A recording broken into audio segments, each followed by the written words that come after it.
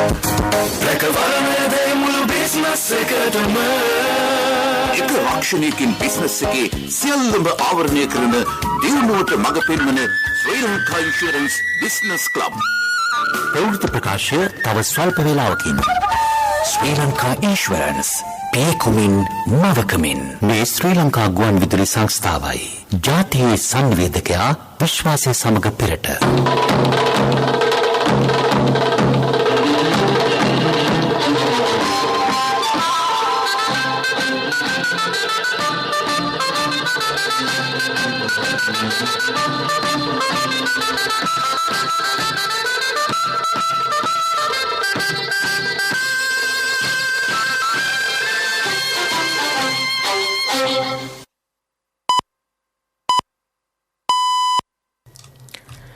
වෙලාව සවස 6යි.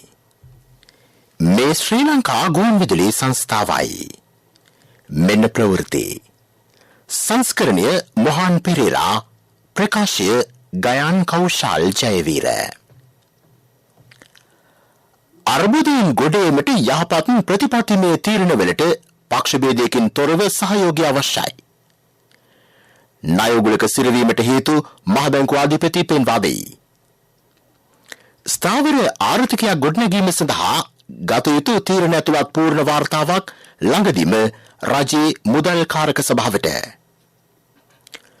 ලෝක බැංකුව ව්‍යාපෘති සඳහා වෙන් කළ ඩොලර් මිලියන 600ක් අත්‍යවශ්‍ය ද්‍රව්‍ය ආනයනයට. බොරතෙල් මිලදී ගැනීමට රුසියානු රජය වෙත කළ ඉල්ලීම් වලට මෙතෙක් ප්‍රතිචාර නැතැයි බලශක්තිය ඇමති කියයි.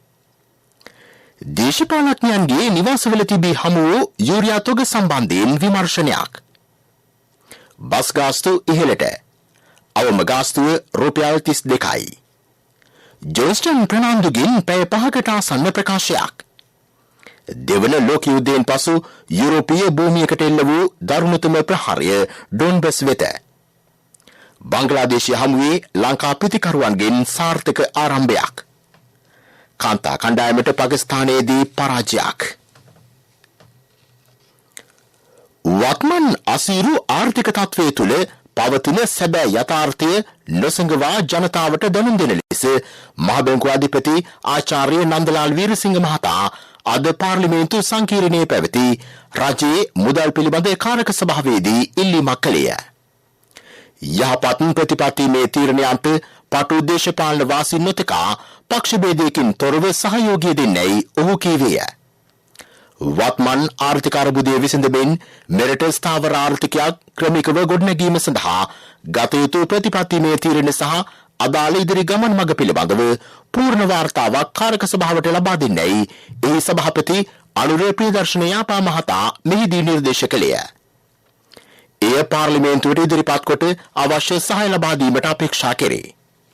මෙහිදී මහ බැංකු අධිපතිවරයා තවදුරටත් පැවසුවේ ලෝක බැංකුව ආධාර මත ක්‍රියාත්මක ව්‍යාපෘති සඳහා වෙන් කළ ඩොලර් මිලියන 600ක මුදලක් ඉදිරියේදී ඉන්ධන ගෑස් ඇතුළු අත්‍යවශ්‍ය භාණ්ඩ හා සේවා මිලදී ගැනීම වෙනුවෙන් යෙදවීමට එම බැංකුව හා එකඟ වී ඇති බවයි. කෙසේ හෝ ඩොලර් සපයා දුන්නත් විදුලි බල මණ්ඩලය, ඛනිජ තෙල් සංස්ථාව, ලිට්‍රෝ ගෑස් වැනි ආයතන ලබන අධික පාඩුව නිසා ඩොලර් මිලදී ගැනීමට ඔවුන් සතුව රුපියල් නොමිතිවීමද බලවත් ගැටලුවකි. ණය ප්‍රතිව්‍යුහගත කිරීම සහ අන්තර්ජාතික මුල්‍ය අරමුදල සමග ගිවිසුම්ගත වීම දක්වා ඇති ඉදිරි මාස 3-4ක කාලය දැඩි අභියෝගාත්මක බව මහ බැංකු අධිපතිවරයා සඳහන් කළේය. පසුගිය කාලය තුළ අයවැය සැකසීමේදී ඇස්තමේන්තුගත රාජ්‍ය ආදායම සැබෑ තත්වයට වඩා එහා ගිය යථාර්ථවාදී නොවන ආදායමක් ලෙස ඉදිරිපත් කර තිබුණි. මේ නිසා පාර්ලිමේන්තුවද නොමග ගියේය. මෙම ඇස්තමේන්තුගත රාජ්‍ය ආදායම මත පදනම්ව අමාත්‍යාංශ ඇතුළු වියදම් සඳහා ඉහළ මුදලක් වෙන් කිරීමත් අවසානයේ එම වියදම් පියවාගත නොහැකිව ඉහළ අයවැය පරතරයක් ඇතිවීමත් ණය උගුලක හිරවීමට හේතු වූ බව ඔහු පෙන්වා දුන්නේය. ආදායම් බදු නිසි ලෙස අය කර ගැනීමට යාන්ත්‍රණයක් අවශ්‍ය වේ. මැණික් ඇතුළු විවිධ කර්මාන්තයන්ට අදාළ අපනයනයේදී සහ ආනයනයේදී සිදුවන අක්‍රමිකතා වැළැක්වීමටද ක්‍රියා කළ යුතු ඇතැයි නන්දලාල් වීරසිංහ මහතා කීවේය.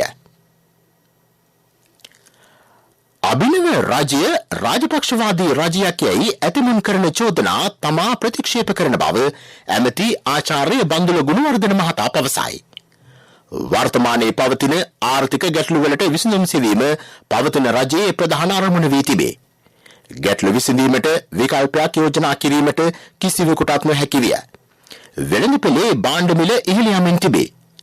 ලෝක වෙළඳපොලේ මිලට වඩා අඩුවෙන් මෙරට භාණ්ඩ අලෙවි කළ නොහැක. එමෙන්ම රටේ ප්‍රමාණවත් ඩොලර් සංචිතද නොමැත. මේ නිසා ජනතාව පීඩනයක් යටතේ දෛනික කටයුතු පවත්වාගෙන යමින් සිටී. ජනතාව මුහුණ දී ඇති ගැටලු පිළිබඳව කැබිනට් මණ්ඩලය අවධානය යොමු කර ඇතැයිද ඇමතිවරයා රජයේ ප්‍රවෘත්ති දෙපාර්තමේන්තුවේ පැවති කැබිනට් තීරණ දැනුම් දීමේ මාධ්‍ය හමුවේදී කීවේය. අඩු මිලකට භාණ්ඩ අලෙවි කළොත් ඒ වෙන පාඩුව ගෙවා ගන්න බැරි වෙනවා. ඒ තුලින් ඇති වෙන ණයබරතාවය තුල ඊට වඩා වැඩි පීඩනයකටපත් වෙනවා. මේ ලෝකයේ අනිත් දියුණු රටවල් වල මිල සූත්‍රය මගින් එකිනෙක දවසට වෙළඳපොලේ මිල අනුවනේ මිල තීරණය වෙන්නේ. දවස ගානේ එක එක වෙළඳසැලට මිල වෙනස්.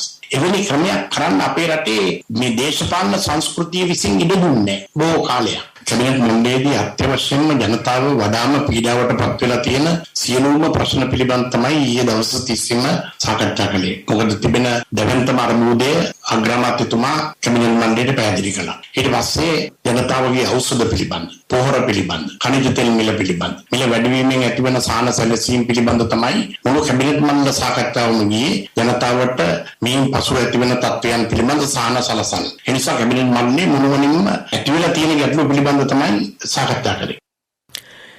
ඉන්ධන මිල ඉහළ දැමුවත් තවදුරටත් khනිජ තෙල් සංස්ථාවට පාඩු බව ඇමති සම කැබිනට් ප්‍රකාශක කාංචන විජේසේකර මහතා පවසයි. ඉදිරියේදී භූමි තෙල් මිල සංශෝධනය කිරීම පිළිබඳවද අවධානය යොමු වී තිබේ. ගෑස් මිල අධික බැවින් බොහෝ දෙනා භූමි තෙල් පරිභෝජනය කරති. එවැනි තත්ත්වයක් හමුවේ භූමි තෙල් මිල ඉහළ නැංවීමට මෙතෙක් තීරණයක් ගෙන නොමැත. ඉන්ධන මිල සූත්‍රයක අවශ්‍යතාව දැඩිව බලපා තිබූ බවද ඔහු මෙම හමුවේදී කීවේය. බොරතෙල් ආනයනයට උත්සාහ නොගන්නේ යයි කීම වැරදි මතයක් බව ඇමති කංචන විජේසේකර මහතා පවසයි. බොරතෙල් සහ ඉන්ධන ලබා ගැනීමට බොහෝ රටවලට ජනාධිපතිතුමා අගමැතිවරයා මෙන්ම තමාද ලිඛිතව ඉල්ලීම් කර තිබේ. රුසියානු තානාපති කාර්යාලයටද එම ඉල්ලීම ලිඛිතව කර ඇත. එමෙන්ම ජනාධිපතිතුමා පෞද්ගලිකව තානාපතිවරයා හමුවේ ඉල්ලීමක් කර තිබේ. අගමැතිවරයාද ඍජුවම රුසියානු රජයෙන් ඉල්ලීමක් කර ඇත. කෙසේ වුවත් මෙතෙක් ඔවුන්ගේ ප්‍රතිචාර නොලැබුණු බව අමාත්‍යවරයා සඳහන් කරයි. බොරතෙල් ලබා ගැනීම ඕනෑම රටකින් කළ හැක. කිසිදු රටක් ඊට බාධා නොකරන බව ඇමතිවරයා කියා සිටී. සපුගස් කන්ද පිරිපහදුව යළි ආරම්භ කිරීමට බොරතෙල් නෞකාවක් ගෙන්වා ඇතත් එහි සති දෙකකට ආසන්න කාලයක් මෙරට මුහුදු සීමාවේ නැංගුරන්ලා තිබේ. khනිජ තෙල් සංස්ථාව සහ විදුලි බල මණ්ඩලය පෞද්ගලීකරණය කිරීමේ සාකච්ඡාවක් මේ මොහොතේ නොමැති බව ඔහු කියා සිටී. දේශපාලඥයන්ගේ නිවාසවල තිබී හමු වූ යූරියා පොහොර තොග සම්බන්ධයෙන් වහාම විමර්ශනයක් කර වාර්තාවක් දෙන්නයි ඇමති මහින්ද අමරවීර මහතා ජාතික පොහොර ලේකම් කාර්යාලයට නියෝග කළේය. එම පොහොර මෙටි ගොවීන්ට සහනාධාර ලෙස ලබා දී තිබූ ඒවාද නැතිනම් ඔවුන් මිලදීගත් පොහොරද එසේත් නොමැතිනම් පොහොර ලේකම් කාර්යාලයෙන් කල්ලකට පෙර නිකුත් කළ පොහොරද යන්න පැහැදිලි වාර්තාවක් තමන්ට දෙන්නයි ඇමතිවරයා උපදෙස් දී තිබේ. එම වාර්තාව ලැබීමෙන් පසු පාර්ලිමේන්තුවේදී විශේෂ ප්‍රකාශයක් කිරීමට අමරවීර මහතා බලාපොරොත්තු වේ. මේ ප්‍රවෘත්ති ශ්‍රී ලංකා ගුවන්විදුලි සංස්ථාවෙන්. ශ්‍රී ලංකා ඉන්ෂුරන්ස් පියකුමින් මවකමින්.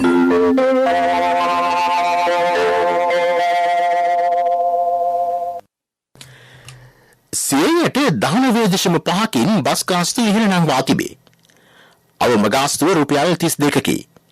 ඉන්ධන මිල වැඩිවීමත් සමග බස් ගාස්තු සංශෝධනය කිරීමට සිදු වූ බව ලංකා ගමනාගමන කොමිසම් සභාව සඳහන් කරයි. සාමාන්‍ය සේවා උපරිම ගාස්තුව රුපියල් 2417කි. අර්ධ සුඛෝභෝගී අවම ගාස්තුව රුපියල් 39ක් වේ. එහි උපරිම ගාස්තුව රුපියල් 3020කි. සුඛෝභෝගී අවම ගාස්තුව රුපියල් 50ක් වන අතර එහි උපරිම ගාස්තුව රුපියල් 4025ක් වේ.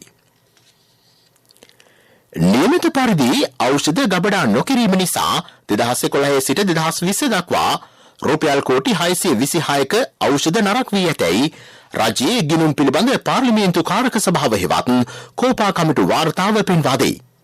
කෙසේවත් එම ඖෂධ තත්වයෙන් බාල වී ඇති බව හඳුනා ගන්නා විටත් ඉන් 99ක් රෝගීන් වෙත ලබා දී තිබේ. තත්වයෙන් බාල වූ එම ඖෂධ පිරිවැය සැපියුම්කරුවන්ගෙන් අය කර ගැනීමටද නොහැකි වී ඇත. ඖෂධවල සුරක්ෂිතභාවය සුරකින පරිදි ගබඩා පහසුකම් දියුණු කරන්නයි එම කමිටුව සෞඛ්‍ය අමාත්‍යාංශය වෙත නියෝග කළේය. වෛද්‍ය සැපියුම් අංශයේ ගබඩාවල උෂ්ණත්වය නිසි ලෙස පවත්වාගෙන ගොස් නොමැත. ඇතැම් ඖෂධ රෝහල්වල කොරිඩෝවල පවතී. තත්වයේ නසමත් ඖෂධ හෝ වෛද්‍ය සැපියුම් පිරිවැය රාජ්‍ය ඖෂධ නීතිගත සංස්ථාවෙන් අය කර ගැනීම වෙනුවට අදාළ සැපියුම්කරුගෙන් අය කර ගැනීමට ක්‍රියා කළ යුතුයයි කෝපා කමිටුව සෞඛ්‍ය අමාත්‍යාංශ ලේකම්වරයාට නියෝග කර තිබේ. ඉකුත් 9 වෙනිදා ගාලමුදර ආශ්‍රිතව ඇති වූ සිද්ධියට අදාළව ප්‍රකාශයක් ලබා දීමට පාර්ලිමේන්තු මන්ත්‍රී ජොන්ස්ටන් ප්‍රනාන්දු මහතා අද අපරාධ පරීක්ෂණ දෙපාර්තමේන්තුවට පැමිණියේය. පැය 4:00කට පසු ඔහු එයින් පිටව යනු පෙනිනි. ඔහු අත්අඩංගුවට ගන්නයි ඉල්ලා අපරාධ පරීක්ෂණ දෙපාර්තමේන්තුව ඉදිරිපිට අද පසුරුවේ විරෝධතාවක්ද පැවැත්වුණි. ඉන්ධන මිල ඉහළ දැමීමත් සමග රථ වාහන සඳහා ඉන්ධන නිකුත් කිරීමේ සීමාවන්ද සංශෝධනය කර තිබේ. සිපෙට්කෝ මෙන්ම ඉන්දිය තෙල් සමාගම්ද ඊට යටත්ව තෙල් නිකුත් කරනු ලැබේ. ඒ අනුව යතුරු පැදි සඳහා උපරිම සීමාව රුපියල් 2500කි. ත්‍රිරෝද රථ සඳහා රුපියල් 3000ක් වන අතර මෝටර රථ, වෑන්, ජීප් සඳහා උපරිමය රුපියල් 10000කි. වාණිජ වාහන සඳහා සීමාවක් නොමැත. ශ්‍රී ලාංකිකයන්ට දකුණු කොරියාවේ රැකියා ලබා දීමේදී තෝරා ගැනීම සිදු කරනු ලබන්නේ කොරියානු මානව සම්පත් සංවර්ධන ආයතනයේ බව ශ්‍රී ලංකා විදේශ සේවා නියුක්ති කාර්යාංශය සඳහන් කරයි. කාර්යාංශයට ඊට කිසිදු බලපෑමක් කළ නොහැකි බව එහි අතිරේක සාමාන්‍ය අධිකාරී මංගල රන්දනීය මහතා පවසයි. ඉකුත් වසරේදී 1108 දෙනෙකු කොරියාවට යවා තිබේ. එහෙත් එම පිරිස තෝරාගත්තේ කාර්යාංශය නොවේ. මේ වසරේද 907 දෙනෙකු දැනට පිටත් කර ඇත. ඒ සියලු දෙනාම තෝරා ගනු ලැබුවේ කොරියානු මානව සම්පත් සංවර්ධන ආයතනයයි. එම ආයතනය සමග ගිවිසුම් අත්සන් කළ අයට වීසා ලබා දීම පිළිබඳව සොයා බලා අවශ්‍ය ලේඛන එවනු ලැබේ. ඔවුන් තීරණය කරන්නේ නම් පමණක් ගිවිසුම් අත්සන් කළත් වීසා නිකුත් කිරීමට අදාළ වූ අනුකූලතා සහතිකය ලැබේ. එබැවින් ගිවිසුම් අත්සන් කළ සියලු දෙනා කොරියානු රැකියා සඳහා යැවීමට කාර්යාංශයට බලයක් නැතැයි ඔහු කියයි. මීළඟට ප්‍රමුඛ පුවත. කින්දරාවත් මහහෙන ගැහුවත් පොළොව හෙල්ලුනත් මහවැසි වැටුනත් කුණාටු හැමුවත් මොනදේයාවත් බිස්නස් එක ඉන්ශුවන්නේ කොහොමත් දියුණුව මාවත පෙන්වයි ඔබහට රැකවරණය දෙයි මුළු බිස්නස් එකටම එක රක්ෂණයකින් බිස්නස් එකේ සියල්ලම ආවරණය කරන දියුණුවට මඟ පෙන්වන ශ්‍රී ලංකා ඉන්ෂුරන්ස් බිස්නස් ක්ලබ්. ප්‍රමුඛ පුවත ඔබ වෙත ගෙනෙන්නේ සෑම විතරකම සිටිය යුතු වෙද මහත්මයා සිද්ධාලේප. ඉන්දියාවෙන් සහ චීනයෙන් ගෙන වූ දුම්රිය මැදිරි නිසි ලෙස භාවිතයට නොගන්නා බවට ලෝකමෝටිව් ඉංජිනේරු සංගමය සහ ශ්‍රී ලංකා දුම්රිය සේවය නගා සිටුවීමේ වෘත්තීය සමිති සම්මේලනය පෙන්වා දෙයි. ඉන්දියාවෙන් ආනයනය කළ මැදිරි 160ක් සහ චීනයෙන් ආනයනය කරන ලද මැදිරි 100ක් මෙතෙක් දහවනය සඳහා යොදවන්න නොමැති බව වාර්තා වේ. එම මැදිරි දහවන පතේ ගාල් කර පවතී. ඉන්දිය මැදිරිවල ගැටලු සෙවීමට එරට කණ්ඩායමක්ද මෙරටට පැමිණ ඇත. අලුත් වැඩියා කිරීමෙන් පසු මෙම දුම්රිය මැදිරි දහවනයට එක් කරන බව දුම්රිය සාමාන්‍ය අධිකාරීවරයා පවසයි. ප්‍රමුඛතම පුවත ඔබ වෙත ගෙන ආවේ සිද්ධාලේප ලක්වියාව.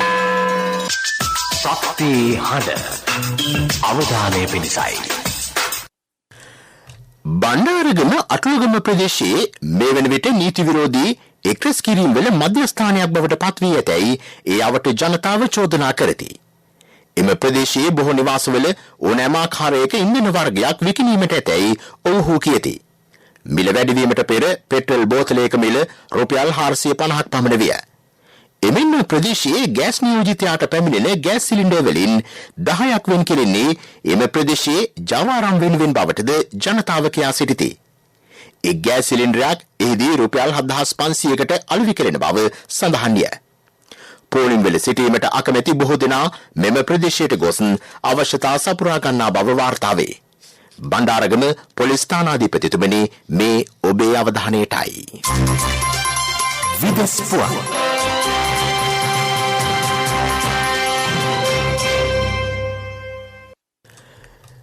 යුක්‍රේනයේ ඩොන්බාස් ප්‍රදේශයට එල්ල වූ රුසියානු ප්‍රහාරය දෙවන ලෝක යුද්ධයෙන් පසු යුරෝපීය භූමියකට එල්ල වූ විශාලතම ප්‍රහාරය බව යුක්‍රේන විදේශ අමාත්‍ය දිමිත්‍රෝ කුලෙබා පවසයි.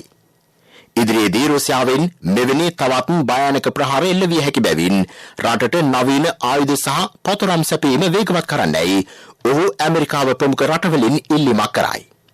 ඔහු තවදුරටත් පැවසුවේ රුසියානු සොරුන් යුක්‍රේන ධාන්‍ය සොරකම් කරන බවයි.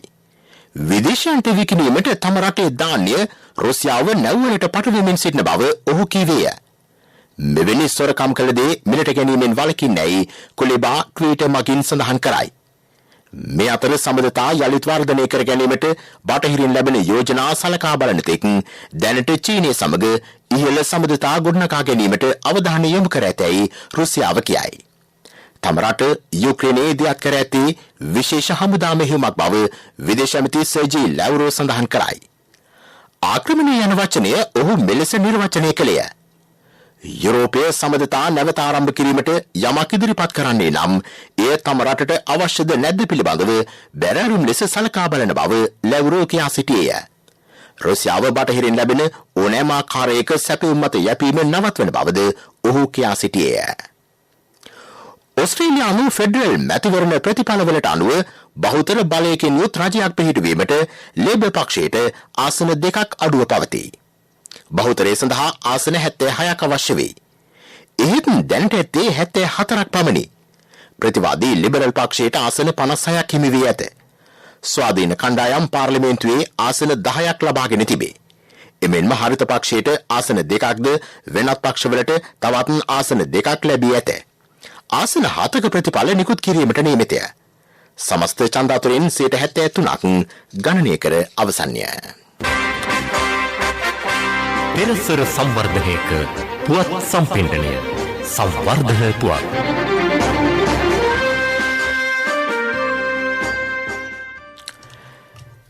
ශ්‍රී ලංකා ටෙලිකොම් සමූහය මේ වසරේ ජනවාරි සිට මාර්තු දක්වා රුපියල් බිලියන 26ක ආදායමක් උපයාගෙන තිබේ. එය පෙර වසරේ පළමු කාර්තුවට සාපේක්ෂව 5.4ක වර්ධනයකි.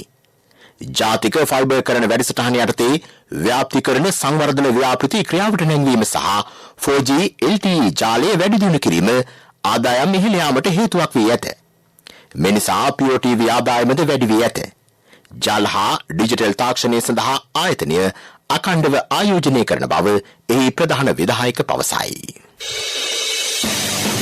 ක්‍රීඩා පුවත් ඔබ වෙත ගෙන එන්නේ සම්පත් බැංකුව හෙට දින එළිය කරයි. බංග්ලාදේශය සහ ශ්‍රී ලංකාව අතර දෙවන ටෙස්ට් ක්‍රිකට් තරගයේ දෙවන දිනේ නිමා වන විට ශ්‍රී ලංකා පිළ කඩලු 2ක් දෙවී ලකුණු 143ක් ලබා සිටියේය. දිමුත් කරුණාරත්න නොදෙවේ ලකුණු 70යි. ඕෂධ ප්‍රනාන්දු ලකුණු 57කට දැවී ගියේය.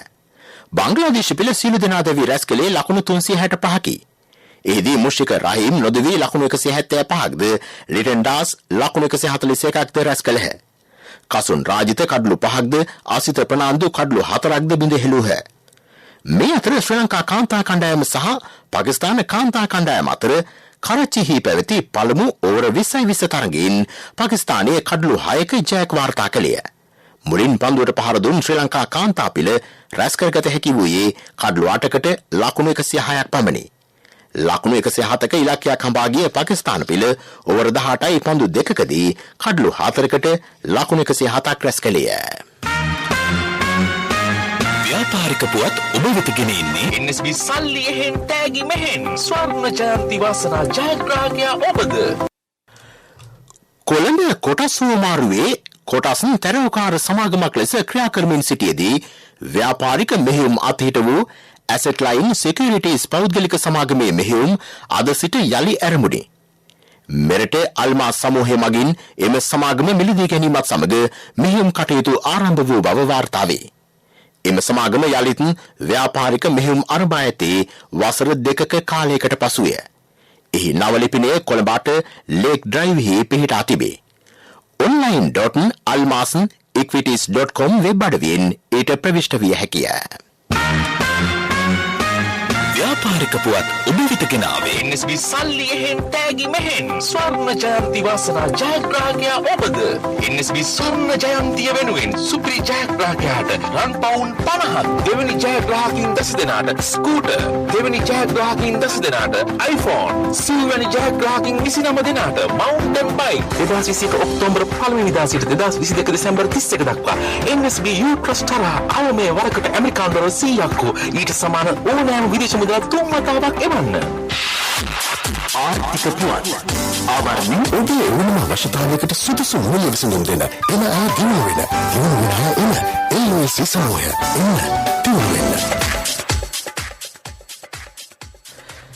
මහනුවර දිස්ත්‍රික්කයට අර්ථාපල් වගාව හඳුන්වා දීමේ නව නියම ව්‍යාපෘතියක් මධ්‍යම පළාත් කෘෂිකර්ම දෙපාර්තමේන්තුව ආරම්භ කරයි. මේ වන විට අල වගා කෙරෙන්නේ නුවරඑළිය හා යාපනයේ දිස්ත්‍රික්කවල පමණි. පසුගිය කාලයේ මහනුවර උඩිස්පත්තුව රංගල හා තංගපුව ප්‍රදේශවල සිදු කළ අල වගාවේ අස්වනු නෙලීම දැන් සිදු කෙරේ. අතීතයේදී මෙම ප්‍රදේශවල අල වගා කර තිබුණත් තී වගාව නිසා පසුව ගොවීන් ඉන් ඉවත්ව ඇත. යුතුකම් වගකීම් එක්ක සල්ලි ඉතුරු කරන්න ලේසි නෑ. ඔබේ ස්ථාවර තැන්පතට ආකර්ෂණීය පොලියක් හා ආරක්ෂාවක් දෙන්න අපි පොරොන්දු වෙන්නේ ඒකයි. LOC Finance ස්ථාවර තැන්පතු ඉතිරිය උතුරන්න. 2001 දෙසැම්බර් 13 වෙනිදා නීතිගත කරන ලද LOC Finance PLC ICRA Lanka limited වෙතින් SLA ස්ථාවර ශ්‍රේණිය ලබා ඇත. 2011 අංක 42 දරන මුදල් ව්‍යාපාර පනත යටතේ ශ්‍රී ලංකා මහ බැංකුවේ මුදල් මණ්ඩලය වෙතින් බලපත්‍රලාභී මුදල් සමාගමකි.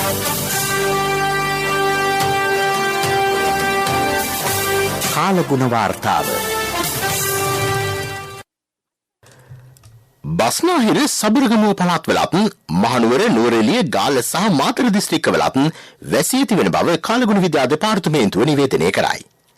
මධ්‍යම කඳුකරයේ බටහිර බැවුම් ප්‍රදේශවලත් උතුරු මැද වයිඹ පළාත්වලත් හම්බන්තොට ත්‍රිකුණාමලය දිස්ත්‍රික්කවලත් තද සුළං ඇති විය හැකිය.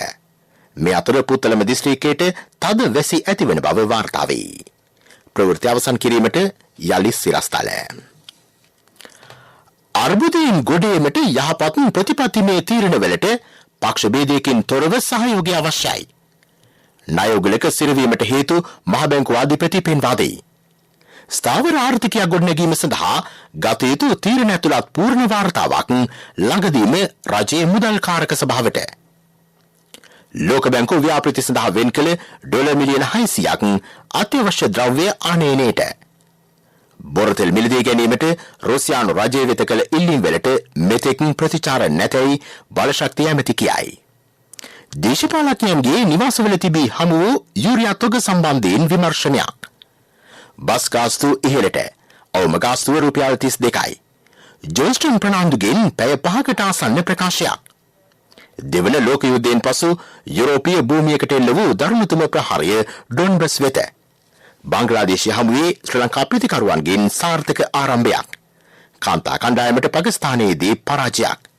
අපගේ මෙම ප්‍රවෘත්ති ප්‍රකාශයට www.slbc.lk වෙබ් අඩවිය ඔස්සේද සවන් දිය හැකිය. මීළඟ ප්‍රධාන ප්‍රවෘත්ති ප්‍රකාශය රාත්‍රී 9ට. ප්‍රවෘත්ති ඉන් සමාප්තයි.